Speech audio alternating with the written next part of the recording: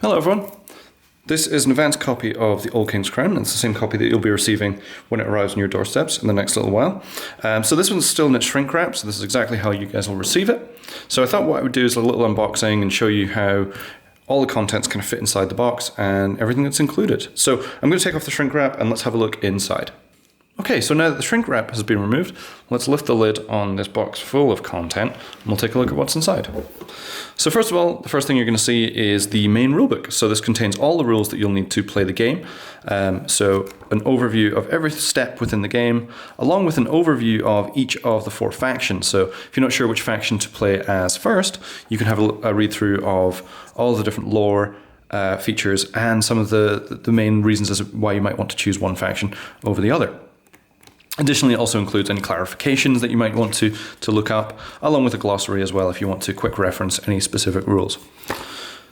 Then we have the solo mode rulebook. This contains all the rules you need to play the solo mode that comes bundled with the game. So this contains everything that you need to know on how to play it and how the simulacrum will be used, along with how to create your own custom opponents using the Forge. So the Forge allows you to build custom opponents using Forge cards, as well as adding additional threat cards, which allow you to, for example, make opponents easier or harder depending on your preference. We have our rules reference sheet, so as you're learning the game, if you want to just quickly check the rules and see how the structure of the game works, or learn some of the different actions, commands, and effects within the game, you can review them there as well. We also have a solo mode rules reference sheet, so you can come back and have a quick look and see how those play. Once we've got the rulebooks out of the way, we then have our punch boards. So these contain all of the tactics for the factions, as you can see here. So we have the 4 different tactics for each faction. We have our solo mode punch board for the different bidding tokens. We then have lore tokens across the top here, and then we have our influence tokens here, and finally our solo mode supporters. So you'll see that these are duplicates, but they do have different tactics and different components on them. On this punch board we have all of our faction tokens, and we have some additional influence here, and additionally we have our solo mode herald as well. So everything you need to play, everything within the game. Beneath that we have the game board itself, and we'll come back to the game board. I'll lay that out so we can have a quick look towards the end here. But beneath that, we have all of the rest of the components within the game. So I'm just going to put the game board aside just now. As you can see, once we take that off, everything else sits within the box nice and neatly in the organizer. So it has everything has its own space and slots in. So you can see the player boards are next, and they're kind of locked in with these little notches on the insert. So having a look at the player boards, these are the 4 different player boards for the 4 factions. So first of all, we have the nobility, we have the gathering, we have the clans, and we also have the uprising. As you'll notice, each of the 4 player boards actually has their own unique Kingdom's Favor rule here printed on the top right-hand corner. Beneath that, as you can see, we then have the simulacrum player board. So this is where the simulacrum will place any kingdom cards that it starts to occupy. It also has spaces for its ambition cards, scheme cards, as well as its fog and threat cards there as well, and as well as its bidding stack. We then have the council tile, so this will sit directly above the board when in play, and this provides ongoing benefits to any players that have a number of votes based on how many cards they have within that. Okay, so beneath that we then have our sites of power tiles, and these are organized into 2 stacks here, so there should be 5 of them, one for the solo mode, and then we have our 4 faction site of power tiles. And so this is where your faction will store their advanced faction cards along with their HQ cards, which can be purchased using lore throughout the course of the game. So they're just going to keep them separate from your starting deck. Beneath those we have our final sets of components, which are our cards and our wooden pieces. So let's start with the cards. In fact, before we do that, you'll notice there are storage bags. So if you need to store any of those tokens, you want to organize the faction pieces however you like, there are enough bags to be able to do that. So I'll put those aside just now. Let's have a quick look at the cards we have available in the game. So first of all, let's have a quick look at the Simulacrum deck here. So Simulacrum deck contains all of the faction cards that the Simulacrum will use to when it's fighting against you during the solo mode. So you notice that this is a deck of 20 cards. On the back of this, there is a gold icon, but some of these will have, for example, bronze and silver, depending on the kind of abilities of that card, how strong it is. And so that will give you a little bit of an indication of what you're about to go up against. Then sticking with the solo mode, we have our forge cards. So these are the cards that you will use to create your own custom opponents. So you can add or subtract as many of these as you like. You'll notice that along the bottom they have a certain value on them. Sometimes they will reduce their difficulty, called heat, or they will add heat. So depending on how strong you'd like your opponent to be, you can completely customize this and you can make as many permutations or variations on that opponent as you would like. And then some final solo mode components are actually tucked under this set of kingdom cards, which we'll come back to in a second.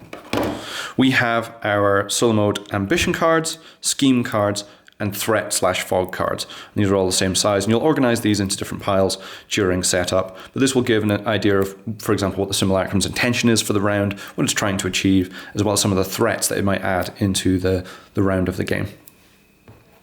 So then we have our player faction deck. So let's have a quick look at this. You can see that these are all stacked together in one big stack of tarot cards. This is all of the cards that you will use as each faction. What I'll do is I'll unpack these in a moment and we'll take a look through the actual cards so we can see sort of what's included in each deck. And the final set of cards within the game are our kingdom cards. And our kingdom cards are our neutral cards that we'll be using, we'll be bidding on, we'll be adding to our player board that will provide us with additional powers and abilities, and we'll be able to customize those and really choose how we want our factions to play. Then finally we have our wooden pieces, and these are organized into the different factions. There's a set of supporters, heralds, and then some neutral pieces within there as well. So first of all we have our supporters, and this is specifically the supporters for the clans and the gathering. We then have our supporters for the uprising and the nobility. On the other slot here, we then have our heralds. So our heralds are one for each faction. So as you can see here, we have our uprising herald, we have our gathering herald, we have our clans herald, and we have our nobility herald. Then you'll see that there are some order tokens. These are used to track order, and they'll be placed on the board and will be adjusted through the course of the game and will help remind players who is first in turn order. So then next up we have our hand size markers and our active player markers. These hand size markers are going to be used to track hand size. So during the game you might suffer something called attrition, which is where if your deck runs out, you have to recreate it using your discard pile, but every time that happens, your hand size is actually going to drop down by 1, so we use these to track hand size. And then finally we have a set of neutral wooden pieces here, and these are used to track various things within the game. So mainly we have, for example, our clash markers. They're going to be used to resolve the order in which those clashes take place. So they have values 1, 2, or 3, and that will determine the order in which those resolve. We have our season marker. This is used to track the different steps within the game. So once all players have finished one step, we move this forward on the board, one step forwards, to indicate that we've now moved forwards. You notice this has kind of gold inking and foiling on it, so these really stand out on the board. And then finally we have our round tracker, and this is used just to remind the players which round they're in. And once this reaches the last point on the track, the game has ended and we declare a winner. Okay, so now that we've finished unboxing, I've laid down the board on the table, and I thought we'd take a look at some of the cards that come with the game. So let's start with some faction cards. So we're going to start with the nobility here. So this is their faction deck. You can tell the nobility are the kind of blue faction, and you can identify them with their icon printed on the back of all of their cards. So all faction decks consist of a starting set of cards, and these will begin the game in your starting deck, and you're going to draw up from these when you begin the game. Additionally, they'll also have advanced faction cards and also HQ cards. You can identify these because they will have a lower cost in the top corner here. So advanced faction cards can be added to your hand by paying the lower cost. And then HQ cards, you pay their lower cost, and usually these will sit in your supply and provide ongoing bonuses and benefits. So though all the starting decks are of the same consistency and same quantities, so they all have the same numbers and values and abilities, the way in which each faction favors them and uses them in different ways is where that kind of asymmetry of each faction starts to come from. So for example, if we have a look at the clans here, they have the ability to flank on one of their cards here, but additionally they have abilities such as this effect called sea lanes that allows them to actually give flank to other cards. So for example, their captain cards. So they have quite a few of these. So suddenly their faction is much more mobile, able to move around to different regions, adding their strength in different places. And also their advanced faction cards also then heavily favor that kind of flank ability as well. So they're a much more mobile faction than many of the others, even though that their kind of starting deck is the same as many other factions. The same can be said for the Uprising. They really favor this kind of effect called Deadly, which allows you to eliminate cards within clashes. So for example, you'll notice here they have an effect called Deadly, but they also have this effect called Retreat. So Retreat allows cards to sort of run away from a clash or a fight, and can be really helpful if, for example, the Uprising player knows they're about to lose a clash, or if they would be eliminated themselves. So they can eliminate others while also protecting themselves from being eliminated. And then again, their advanced faction cards also favor that eliminate ability. They can actually eliminate heirs and captains, some of the most numerous and beneficial cards in the game. And then also they can ambush in cards as well. So additionally, they can favor kingdom cards more than other factions can. They can actually occupy more kingdom cards than other factions. So they can get really interesting kind of builds using those kingdom cards in interesting and different ways. So much sneakier, much more kind of underhanded tactics and strategies with the Uprising. And then finally, we have the Gathering, who are a much stranger faction, who often favor the Lost Pile. The Lost Pile is usually somewhere you don't want your cards to go to, but the Gathering have ways of bringing cards back from the Lost Pile and ambushing them into clashes, which can be really interesting. They also have ways of sort of fundamentally changing how a clash works, in particular using their Ritual of the Eye card. So normally clashes are resolved by whichever faction has the highest strength, but the Ritual of the Eye actually changes that fundamentally and now says whoever has the lowest strength above 0 in fact wins this clash. So towards the end of the game, especially where lots of players have very, very strong cards, maybe are putting down lots of supporters, this can be an interesting way of completely sort of changing how those clashes resolve, and using the strengths of the Gathering in a way that no other faction can really do so. We then have our Kingdom deck. So this is 51 cards in the base game, and these are all unique, each offering different abilities and powers throughout the course of the game. So some of these will, for example, have certain icons on them which indicates a timing window in which they can be used. Others will provide ongoing benefits, passive benefits, and some will specifically say exactly when that might happen. So a specific event might happen, such as a card being removed from a council, such as the airship docks here. Most of the time these will be added to your player board and occupied by one of your cards, but occasionally some of these will also be added to the board specifically. So when you acquire them, you may be instructed to place this card either into your supply or onto the board and into different places. And you just need to follow the instructions on the card, which will tell you exactly what to do with them. But these add all the flavor and all the different abilities into the game, so you can have tons and tons of variation as you start playing the game. Moving on to solo cards, we have our Simulacrum cards here. So you can see each of them has a strength and some of the traits that we've seen on faction cards, but the Simulacrum uses these in a slightly different way. So as you can see on the reverse of these cards, they have specific colors. So often gold for all of their advanced Site of Power cards. But as they start to get into some of their weaker, more numerous cards, you will see, for example, they start to shift down to silver. And then finally bronze, which are some of their sort of weaker cards. So you have, as the player, a better understanding of what the Simulacrum is trying to do without having perfect knowledge of exactly which card you're using. And then we can have a look at the other Simulacrum cards here. So these are the Ambition cards, the Scheme cards, and the Threat or Fog cards on the reverse side. So Ambition cards are used to determine the Simulacrum's intention for the round, really. So you'll notice that they have a priority region. They also have an arrow which indicates which side of the board primarily they would like to take. So this can be used to help the player understand what their intention might be. On the reverse, you'll notice that it actually has the same icon as their priority region. So when you're looking at this deck and it's face down, you have a rough idea of what the Simulacrum might be trying to do in the following round. The Scheme card can be then used to indicate where, for example, the Simulacrum will place its supporters and whether it will split them up, or it might try to place them all in one single region there. It'll also indicate where it will be placing these things called Fog cards. So Fog will be added into regions, and any region with Fog will also then have the effect of any revealed threat, which is on the reverse side. And Threat will provide different abilities to the Simulacrum or different challenges that the player might need to overcome that might, for example, eliminate their cards or, for example, add additional strength to the Simulacrum. Then finally for the solo mode, we have the Forge cards, and these are used to create your own custom versions of the simulacrum. So usually any blue values here, these are negative heat, so this reduces heat, so this will actually make the simulacrum a little bit easier to play against. And on the reverse side, you have an opposite effect, which is similar, but will instead add heat, making the simulacrum a much harder opponent. So you can customize these, you can use as many or a few of these as you like, and you can note these down. In the solo mode rulebook, we include some preset builds that you can use that make use of these different forge cards, but it's up to you to kind of challenge yourself and build out an opponent that you really want to fight.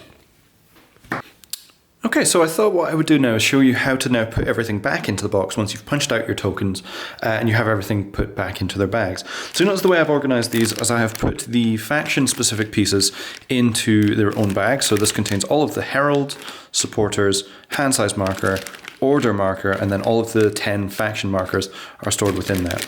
I haven't put the tactics into their own separate bag because what we're going to do is we're going to stack these up and put them in first. So what we do is take all of the 16 tactics within the game, pile these up and tuck these into this wider slot here.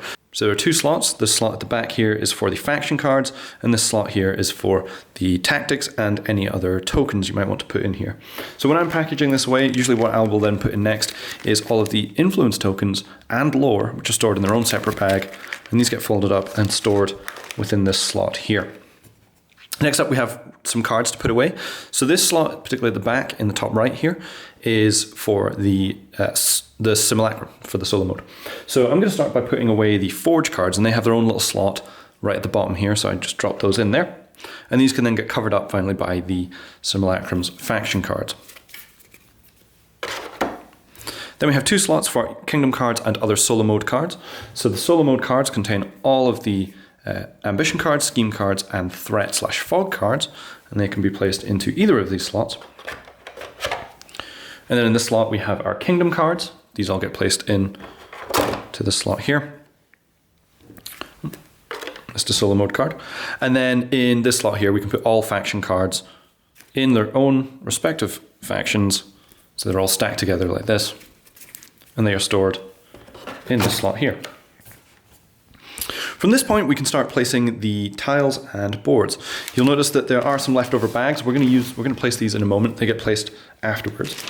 What we can do though, if we want to get started with this, we can actually put the solo mode tokens in right now as well. So this contains all the faction tokens, supporters, their herald piece, and their bidding tokens.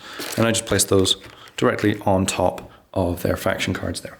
So the next thing we need to put in are the sites of power tiles. So these tiles here. So there are 5 of them, so we just need to split them up into a stack of 3 and a stack of 2. So the stack of 3 usually gets placed in just in this slot here, and you'll notice there's a notch built into the board that allows you to place those sites of power tiles like that, so they can't slide around. They look like they can slide forwards and backwards, but once we start placing these pieces into the box, that will stop them from moving around. In the back slot, we have the same idea, so we can put 2 of those face down, and notice they sit comfortably and neatly in there. On top of this, we then place our council tile. So our council tile has its own little notches built into the tops and bottoms of the box here. And that places directly over the top like that and braces everything else. Then we can place our simulacrum board, and that has its own notch, which will hold it in place. Then finally, for boards, we can place all of our player boards, and they slot directly in and sit flush with the top of the insert there. Now there's gaps available down here for where we can now place all of our remaining pieces. So this is all of the faction specific pieces. They can just slot in like this.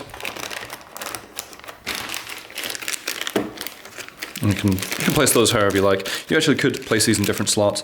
There is some slight variations to these setups depending on what you would like to do. So for example, if you don't plan on playing the solo mode all that often, there is ways that you could, for example, tuck the solo mode board down the side here if you aren't planning on using it very often. And then finally we of course have our kind of neutral pieces, and they get placed in here as well. Then from there we can just cover everything up using the board, which again slots nicely into this little notch here, and is held in place by the 2 braces at the side of the insert. And then finally, so once the board is in, we can put our rules reference sheets, we can put our solo mode rulebook, and our main rulebook. And so you should see there's a little bit of space just at the top of the box there. So you shouldn't have to sort of cram everything in there. And then finally, we can put the lid on. And as you can see, it closes nice and flush. No lift or rise on the box there. So thanks so much for watching, everyone. I really hope you're excited to get your copy to the table. I hope this is useful for seeing what's in the box and then hopefully how to put things away as well. Thanks so much for watching.